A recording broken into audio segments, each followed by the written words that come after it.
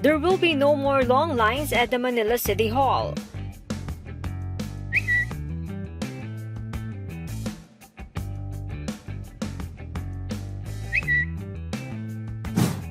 Mayor Isko Moreno announced a new portal that will allow all taxpayers in the city to settle their dues online.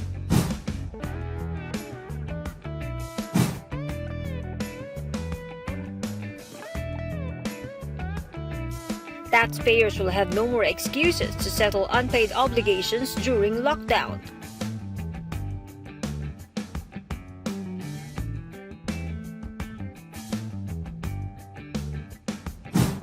It's also a way for Moreno to keep Manileños at home or in the office.